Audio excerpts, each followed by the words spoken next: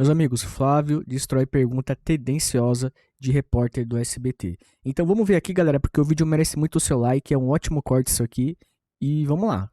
O senhor se compromete, por exemplo, a continuar dando um reajuste real do salário mínimo acima da inflação, porque no governo do seu pai não houve isso, era só correção pela inflação. Como é que numa pandemia a gente mas o senhor vai manter a correção acima da inflação. Com isso, o senhor se compromete do salário mínimo. E reforma quem ganha salário mínimo, né, o seu poder de compra está sendo comido, engolido por causa da corrupção e da competência desse governo. Palpite. Quem é que o Brasil tem gol de bola agora? O Neymar não tá nem jogando, cara. Não tá nem jogando. Ô, gente, eu vi uma coisa ontem, que o Neymar é o primeiro convocado home office do mundo. É um absurdo um presidente de um país, ao invés de vestir a camisa da seleção brasileira e torcer, humilha, debocha do principal jogador, o jogador mais amado do Brasil. Apesar que a catinga dele foi vitória pro Brasil, né? A gente ganhou de 3-0. Eu vou colocar agora essa entrevista com o Flávio Bolsonaro no SBT News, que está muito importante. Assista aqui até o final, já deixe seu like e acompanhe comigo aqui. Vamos lá. 14 horas e 56 minutos, estamos de volta, conforme prometido, uma entrevista exclusiva com o pré-candidato à presidência da República pelo PL e senador Flávio Bolsonaro. Muito bem-vindo, tudo bem com o senhor? Obrigado, Amanda, tudo bem? Lutando pelo Brasil. Vamos lá, obrigada pelo seu tempo, eu sei que é curto, então vamos tentar ser breves. Senador, ontem houve um avanço da investigação do Master e chegou ao PT, alguém muito próximo, amigo de longa data do presidente Luiz Inácio Lula da Silva, que é seu líder do governo no Senado da Bahia, o Jacques Wagner. Mas em outras etapas anteriores da investigação, ela também tinha chegado à direita. E, inclusive, aliados seus, o ex-governador do Rio, Cláudio Castro, o senador Ciro Nogueira, ao Supremo Tribunal Federal também há suspeitas, há reportagens publicadas sobre Hugo Mota, sobre Davi Alcolumbre, e mesmo o senhor teve um áudio divulgado numa ligação com Daniel Vorcaro. Tendo tudo isso em vista, não é difícil convencer o eleitor de que o caso Master pertence a apenas um lado do espectro político e não atinge a todos igualmente? De forma alguma, Amanda, eu sempre defendi investigação. Eu assinei todos os pedidos de CPI para que houvesse um aprofundamento da investigação, seja na Câmara, seja no Senado, ou seja nas duas casas. Você pode ver que ninguém da esquerda assinou nenhuma CPI do Banco Master. Hoje nós sabemos por quê. E estava todo mundo estranhando, já que todos sabem que a origem desse escândalo começou na Bahia, com o PT de lá, o PT do Lula na Bahia. Agora, o que vem à tona, na verdade, mostra que o Master é do PT, que o líder do governo no Senado, uma pessoa de suma importância, que frequenta ali o dia a dia, ao lado do presidente da República, o PT digital do PT em tudo quanto é lado. Eu sempre defendi que houvesse o mais rápido possível uma delação do próprio Vorcaro para que ele separasse o joio do trigo, porque eu fico muito tranquilo quando eu falo de investimento privado para um filme privado, que não tem contrapartida de absolutamente nada, é uma coisa. Investimentos em propaganda, em rede de televisão, em rede de rádio, em jornal, tudo lícito, tudo legal.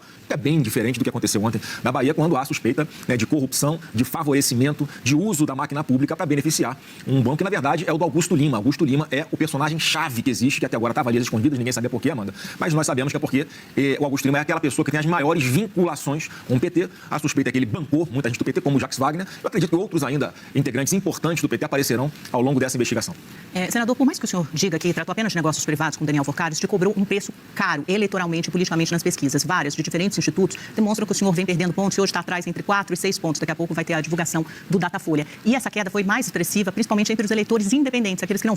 Quem é que acredita nessas pesquisas feitas por esquerda, galera? Não dá pra acreditar nessas pesquisas. A gente vê o povo tudo na rua falando que odeia o PT, que não vai votar no PT, que é Flávio. Votaria em qualquer um, menos na esquerda, velho. Não tem como, velho. Eu não acredito de jeito nenhum.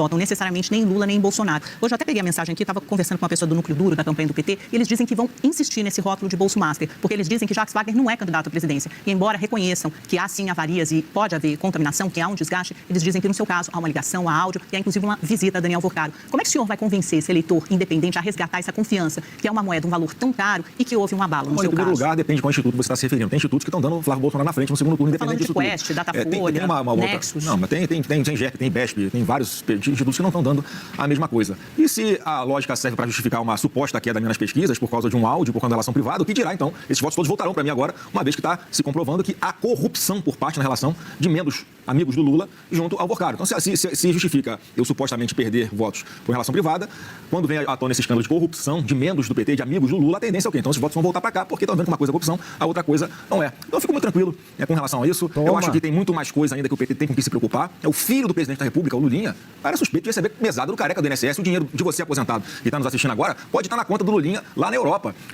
E é bom lembrar disso aí, ó. Cadê? Ninguém tá falando dele mais, né? Você não vê o jornal falar mais nisso aí. Sindicato Sindinap, que é um dos principais sindicatos suspeitos de terem roubado o dinheiro dos aposentados. Quem é o vice-presidente dele, sentado na cadeira de vice-presidente desse sindicato? Frei Chico, o irmão do Lula.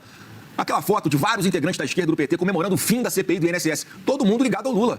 Então, eles é que não querem investigação, nós defendemos investigação. Eu não sou investigado por absolutamente nada hoje em dia. Eu cobro investigação. Eu posso cobrar porque eu tenho moral para fazer, o que o PT e a esquerda não tem. Então, acho que quanto mais passa o tempo, mais os brasileiros conseguem separar quem está certo, quem está errado, quem é inocente, que é o meu caso, quem é bandido, que é o caso desse pessoal próximo ao Lula. Senador, vou chamar nossos analistas para participarem dessa conversa, começando pela Natália Fruê. Nath, a pergunta é sua.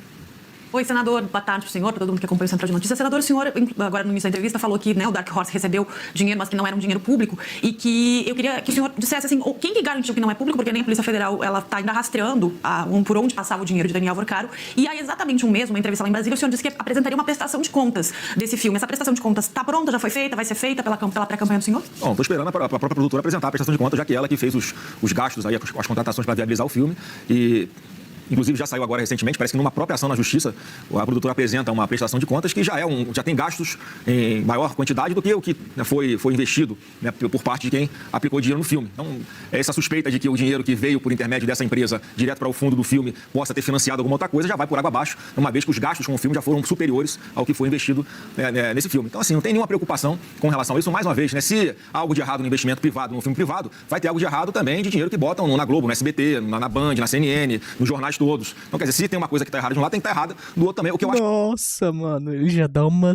Calma, pô, relaxa, não dá assim na cara assim rápido. Eita, prila. Que não é. Então a gente tem que separar, é muito importante esse tipo de pergunta, tem que separar o que é certo do que é errado. Então, no meu ponto de vista, não há nada de errado, é um contrato, na questão do filme, não há nada de errado em investimento em publicidade, nos veículos de comunicação. Agora, o que há de errado é quando membros do governo próximos ao Lula, eles têm algum tipo de negociata, né? Um dinheiro chega por intermédio da empresa na nora de uma filha para beneficiar determinado banco. Como é que o presidente da República faz uma reunião em off, fora da agenda, com o Vorcaro, com o Augusto Lima, sugerindo que ele espere trocar o presidente do Banco Central, porque quando colocar o presidente do Banco Central do Lula, que é o Galípolo, aí sim pode ser que eles consigam ajudar melhor na questão do Banco Master. Então é muito importante fazer essa distinção. Eu fico muito tranquilo que o nosso telespectador tem a possibilidade, né, de ouvir quem está certo e quem está errado nessa história. Eduardo Gaia, a pergunta é sua. Senador, muito boa tarde. O senhor teria procurado o Daniel Vorcaro para cobrar ali o cumprimento de pagamentos para o filme Dark Horse? É um contrato que, inclusive, estava com uma cláusula de confidencialidade. O senhor disse que foi exatamente por isso que não havia revelado anteriormente para os eleitores os contatos, as mensagens trocadas com o dono do Master. A minha pergunta, o senhor não considerou ir à justiça para garantir o cumprimento de um contrato que o Vorcaro estava em falta? O senhor não considerou acionar os seus advogados? Por que preferiu ir até a casa de Vorcaro quando ele já estava utilizando a tornozeleira eletrônica, já havia sido preso, para encerrar essa parceria? E só mais uma pergunta nessa mesma esteira. O senhor disse que havia ali parcelas atrasadas, portanto, eu entendo, me corrija se eu estiver errado, que uma parte já havia sido depositada, já havia sido paga. Esse valor depositado por Vorcaro vai ser devolvido ou o filme vai ser lançado com uma parte do investimento feito pelo dono do Master? Olha, pelo lugar não foi o Vorcaro que investiu dinheiro no filme, foi a empresa que ele indicou que botasse dinheiro no filme, porque você veja, né, como é que é uma preocupação. Se você faz um filme que é falando sobre Bolsonaro, nesse ambiente que nós temos hoje de completa perseguição política, você imagina se ia conseguir fazer um filme aqui no Brasil. Então tivemos que fazer um filme fora do Brasil, para que pelo menos ele pudesse acontecer. Todas as parcelas que foram investidas lá passaram pelo Banco Central, né, para que fosse tudo bonitinho, contrato apresentado, não tem nada de errado. Não seria eu a processar ninguém, né, já que há uma empresa, um fundo que gere todos os recursos que foram investidos, né, que foi o que autorizava o pagamento de despesas pela produtora para que o filme fosse produzido. Então, assim, eu apenas cedi meus direitos autorais, nada além disso. Então, mais uma vez, não tem absolutamente nada de errado, apesar de toda a espuma, né, que procuram fazer, distorcendo completamente os fatos, como se fosse errado conversar com uma pessoa que até naquela época, quando eu conheci, alguém que era cortejado pelo Supremo Tribunal Federal, estava em grandes eventos que eram feitos no Brasil, nos Estados Unidos, na Europa, vinculados a veículos de comunicação. Quer dizer, não dá para forçar uma barra, como se esse tipo de investimento no filme fosse errado e tivesse o mesmo nível desse escândalo de corrupção que está acontecendo agora no PT da Bahia, pessoas próximas ao Lula. Então o Lula, mais uma vez, já veio para a baila sugerindo que ele podia ajudar o Banco Master de alguma forma ao trocar o presidente do Banco Central. Então, assim, fica a dúvida, né? Será que o Lula era sócio, era um consultor do Banco Master ou era só amigo das pessoas que estavam lá? Então eu gostaria até que tivesse assim, uma investigação profunda, por isso que eu sempre defendi investigação, para separar quem é inocente, que é o meu caso, e quem é bandido, que é o outro lado. E é sempre importante ressaltar que o senhor não é investigado pela Polícia Federal e não foi alvo de nenhuma operação. Senador, propostas para o governo, acho que é muito importante, o Brasil quer saber. Ontem, por exemplo, o senhor fez uma grande apresentação longa ao lado do Derrite, do Sérgio Moro, sobre seu plano para a segurança pública. Queria que o senhor rapidamente elencasse alguns dos principais pontos. Essa é uma das principais preocupações do brasileiro. Sim, nós lançamos ontem o programa Brasil Sem Medo. Na verdade, são 12 medidas mais emergenciais que a gente sabe que como começou o governo, temos que chegar forte aplicando isso. Dentre elas, algo que o Lula não fez, classificar como terroristas não apenas PCC e Comando Vermelho, mas também milícias e diversas outras organizações criminosas que têm o mesmo modus operandi, tá, mano? Em qualquer lugar do mundo, o que essas organizações criminosas fazem aqui é considerado terrorismo. Então, o que é isso? É o domínio de território, é a imposição do medo coletivo, é a exploração do povo trabalhador que para abrir uma lojinha tem que pagar pedágio, tem que pagar taxa pro traficante, ou para aquela mulher que quer ali abrir um salão de beleza na comunidade, ou quer empreender numa outra coisa, tem que pagar taxa para eles, tem que pagar taxa para ter internet, tem que pagar taxa para... Já pensou? Você, no lugar desses aí, você não paga o que eles impõem, Os caras te matam, os caras roubam suas coisas, os caras incendeiam, sabe? Eles não têm dó de você, não. É terrorista sim. Agora, se pro Lula não é, então por que ele não leva pra dentro da casa dele, né? Pro gás que vai pra casa dela, tem que comprar na mão de miliciano. A gente não pode admitir mais isso. Pessoas que botam fogo em ônibus, que atiram inocentes nas ruas pra mudar o foco da polícia que tá fazendo uma operação naquele lugar. Eles matam inocentes, eles matam, inclusive, policiais da segurança pública. Então a gente não pode ter tolerância com isso. Então o plano fala disso, classificá-los como terroristas, o que significa libertar os mais de 50 milhões de brasileiros que moram em áreas dominadas por esses narcoterroristas. Esse é um programa muito bacana também, que é tolerância zero com agressores de mulheres, castração química para estuprador.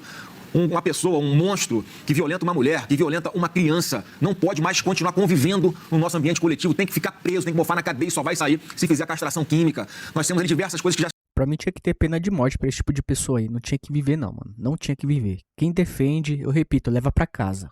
Funciona em outros lugares, como aqui em São Paulo, que é um programa de proteção da mulher, que é um programa aqui do governo do estado de São Paulo, que a mulher que conseguiu fazer uma denúncia na delegacia de abuso por parte do namorado ou de um marido, mano, ela vai com o seu celular, ela fica georreferenciada. O agressor bota uma tornozeleira que também dá a localização dele. Então tem um sistema automático. Se o agressor chegar perto da mulher, já soa o alarme, vai uma viatura para defender a mulher, vai uma viatura para abordar o agressor, e isso impede com que ele continue progredindo nas agressões que podem levar muitas vezes até a morte de uma mulher. Um programa que vai proteger essa mulher de verdade, porque tem muitas mulheres, Amanda, que acabam se submetendo a esse tipo, né, de agressão e de humilhação, de covardia, porque não tem autonomia financeira. Elas precisam ter essa ajuda inicial, sim, por parte do Estado, para poderem sair do lar, proteger a sua filha, proteger o seu filho, proteger a sua criança, para não ficar mais nesse ambiente violento. Tem que ter um local para que essa mulher possa morar, ficar protegida até ela conseguir superar tudo isso. E, por fim, dos 12 itens, vou citar aqui o terceiro, que eu acho também é muito importante, é tolerância zero com ladrão de celular.